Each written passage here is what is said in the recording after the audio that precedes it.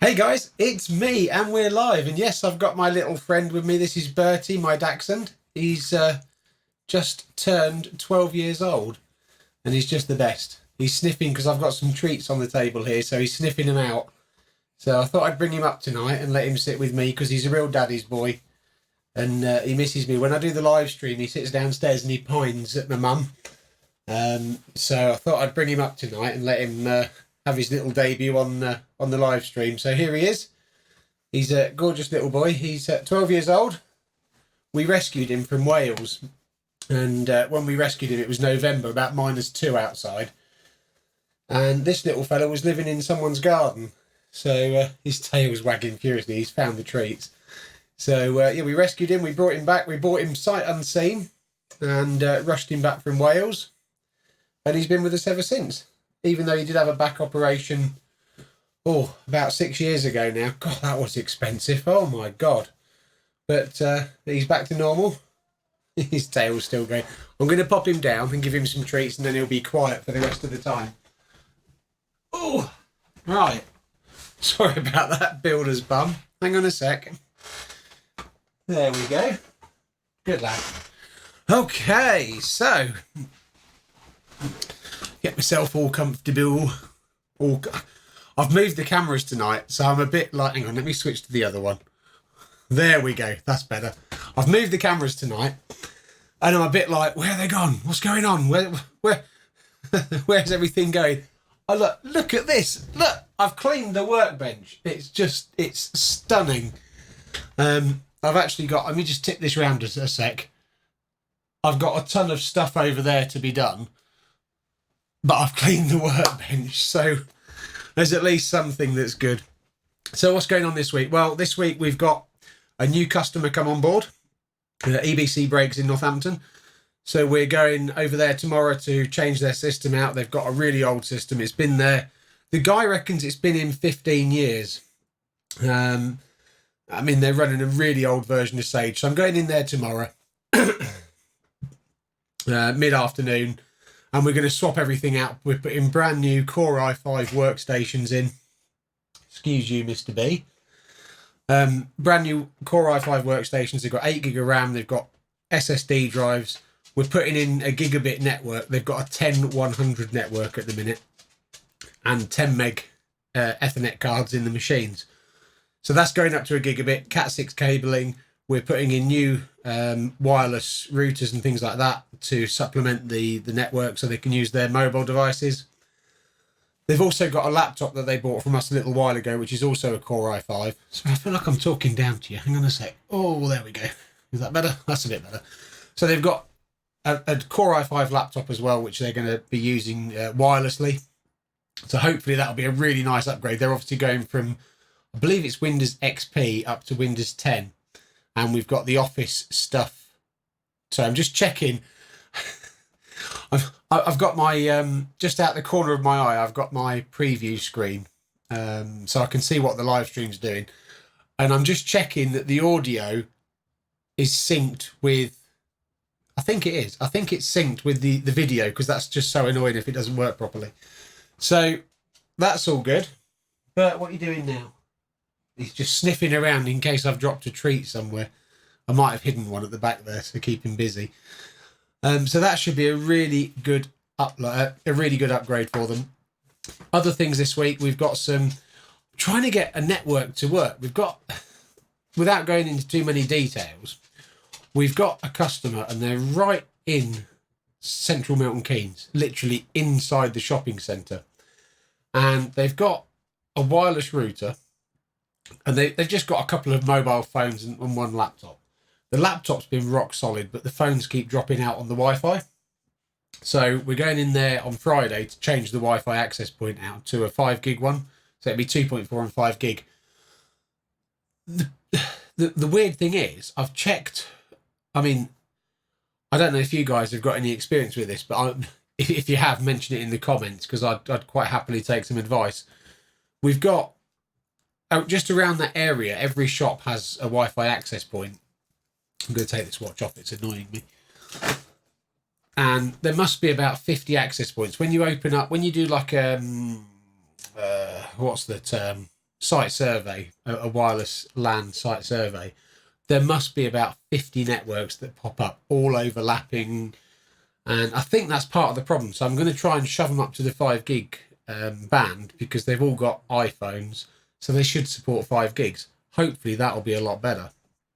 He's off again. Bert, what are you doing? Just looking at me like, what's going on? Who are you talking to, Daddy? What the hell? What else have we got in? We've still got a laptop up there for a Windows 7 upgrade. Windows 7 upgrades are still going on. They're just, the more I do, the more seem to come in. I just can't seem to get through them, which is why I've, again, prepared very little this week. We haven't got any new equipment this week, which is amazing. I did tidy up the shelf. Let me switch across to that camera there.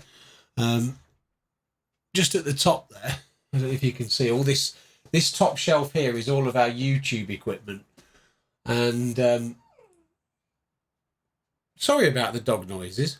So this is all of our YouTube equipment at the top here. So we've got a stack of batteries. The first thing we do when we buy a new camera, generally speaking, one battery is just useless for us, because we're filming, you know, I believe it or not, I know I don't output a lot of stuff onto YouTube, but we do film a lot.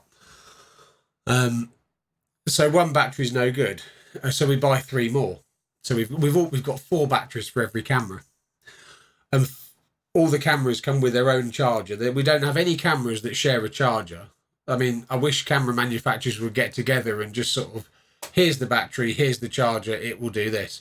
But no, we've got a stack of batteries, a stack of chargers, a stack of cameras that we've tried over the few months that we've been running.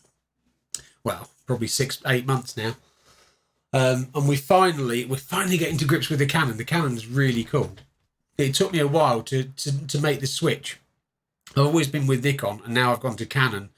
And it's taken me a while to kind of get used to their menu structure and where things are and that. But we're getting there now. We're actually it's starting to make sense. We're starting to get quite good results from it. The other thing I wanted to show you guys, bear with, I'm not very organised actually. I'll leave it there. I'll explain it. So what we've got, we bought this. It's called a time-lapse panning machine. The technical term. It's a bit like a gimbal. It's a small round device, and you program it for how long you want. How many degrees you want it to go round, and then the time in which you want it to go round as well. And what that will do is you set your camera recording video, and this thing will just pan round very, very slowly. And I've done one. It took 30 minutes to do the actual pan.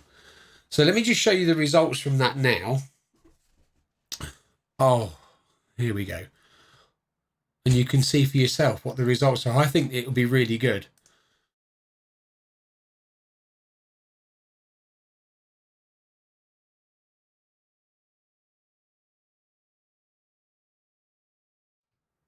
So I think that's going to be quite fun to play with. And I want to do like a day-night one. So at sunset or just before sunset, you set this thing going. Then as it pans around, the sun goes down, everything gets dark, and you see that transition. Now I'm trying to find somewhere. Sorry, I've just kicked the table, and this camera's on a GoPro. Is on an arm, which like an articulated arm, which sits on the desk. So every time you knock it, you get this wobble. I'm trying to find somewhere where I can go and do that. I've become a little bit nervous. Been watching a few things on YouTube, and videoing in public now seems to be almost a hate crime. So I'm trying to find somewhere where I can go and not get the hassle. I've got 1 or 2 areas in mind. One is the forest up at Wicken. There's a really nice place there that overlooks basically the top of Milton Keynes. So I think we'll have forest to start with, and as the camera comes around, you'll see hopefully the sun going down and the blackness of night coming down as well. And then you'll see across as all the lights come on through Milton Keynes. And I think that'll be a really nice time lapse to do. So I'm going to go and do that hopefully this week if I get a chance. But that's something I really want to play with. There's a few other things I want to do with that as well, which I've used it. We've got a video coming out, a proper video, not the live stream, an actual proper edited video. I'm working on it at the minute. I've been working on it for about 2 weeks now. And we've used this same device, but on a much faster setting, to actually do like a dolly shot across the front of a product. And that worked really, really well, and much better than trying to hand hold and move the camera. So hopefully we've cracked that bit, and that'll be a much nicer way of doing some of the product shots that we're doing, which will enable us then to go on and do a lot more product stuff. What was the next thing? Sorry, I've got some notes in front of me, and God, eyesight's going. I'm 40 odd now, so my eyesight's going. Oh, my chair's gone. There we go. So the other thing I wanted to update you on is, sorry, Elaine, I know you're watching and you're going to go nuts. I mentioned in last week's live stream about the Mavic Mini quadricopter or drone. That's on order. I've ordered it last week, 28th of February. Now, because of the coronavirus, that's delayed. So basically, they've promised me that it will be here in 9 days. Now, that was 2 or 3 days ago. So I'm hoping for the next live stream, it will be here and I'll be able to do like an unboxing and walk you guys through it. Looks really good. I've looked at a lot of the footage and I've spoken to some people that have used it quite extensively. And 1 or 2 things have come out from that. The first off, the camera on it, it's 2.4K. The shots, it's on a gimbal, so it moves around. You can do various modes and things, so it'll follow someone, it'll shoot off and take video as it goes, all those things. Now, they've marketed the Mavic Mini as being 249 grams, which is fantastic because that puts it just below the limit of where in the UK, there's a limit of 250 grams. Anything over 250 grams, you have to take the safety test from the CAA and pay your £9 registration. You then have to mark the drone with your sticker to say what your registration number is. And that way, if you do anything wrong or you crash it and cause a fire or whatever, they know who you are. The flip side is that if you do lose your drone, it can be tracked back to you via that number and hopefully you'll get your drone back. So the Mavic Mini is 249 grams, which I thought fantastic. Don't need to do the test. Except it comes with propeller guards. Now, the CAA have mandated that 249 grams is the maximum takeoff weight. So that is everything together, excluding the battery. They actually state it as excluding the fuel. So the battery is effectively the fuel, so that's fine. But a memory card weighs 5 grams. I know I put it on the scales the other day. A proper memory card. A small one is about 2 and a bit grams. But it puts you over that 249 gram or 250 gram limit by about 1 or 2 grams. That means technically you do have to do the CAA safety test, which I've already done anyway. I've got my operator license. I've got all that sorted out. So I'm fine to fly the thing straight away. But because it goes over that 249 grams, it also imposes some other restrictions on where you can fly it. Again, it's not a big deal, but you need to be aware of it. So if you're thinking about the Mavic Mini, when they've weighed it, it doesn't take into account the propeller guards, which are about 20 odd grams, I think they said. The memory card, which again will push you over by a couple of grams. So if you have the propeller guards and the memory card in, you're well over that 250 gram thing, and you need to be licensed. Is the way that I've read the rules. I might be wrong. My interpretation could be wrong. I'm not a legal expert. Anyway, I erred on the side of caution, did the test, passed the test, got my operator license. So that means further down the line, if I want to buy a bigger drone, and I don't think I will because quite frankly, they're too expensive. It opens those doors for us. If one comes up secondhand, perhaps we'll have a look at it. I did have some more stuff planned for this week, but I've completely forgotten what it was. It's gone out of my head. If you do have any suggestions for the live stream, and I know we're still getting started, so bless her, it's just my partner watching at the moment, and we're trying to push up the ratings. We've had some Google adverts running the last few weeks. Works fantastically well for the cost as well. It's cost me about, just trying to think, probably 20 quid, maybe 25 quid for Google Adverts. And what that is, it will promote your video for you. And it's brought in, we've actually got 28 subscribers. So hopefully that'll go up over time now. I'm going to grow the channel organically for a while and just let it run and see where we get to. And if we're not getting the views in, once we've built up a bit more of a video history and we've got a few more of the proper edited videos out there, then we'll start hitting the Google adverts again, and we'll start ramping it up that way. If there is anything that you guys want to see in the show, if you have a computer problem or you want to ask a photography question or a drone question, anything like that, drop me a Twitter DM. He says, it's not on there. My Twitter handle's @jroops. If you just drop me a message on there, DM me. My DMs are open pretty much all the time. And we'll try and accommodate it in the show. He's busy. If you can hear a noise, it's he's pulling one of his toys apart. Let me switch across to this one. And you might just... There he is. He's busy playing in his basket.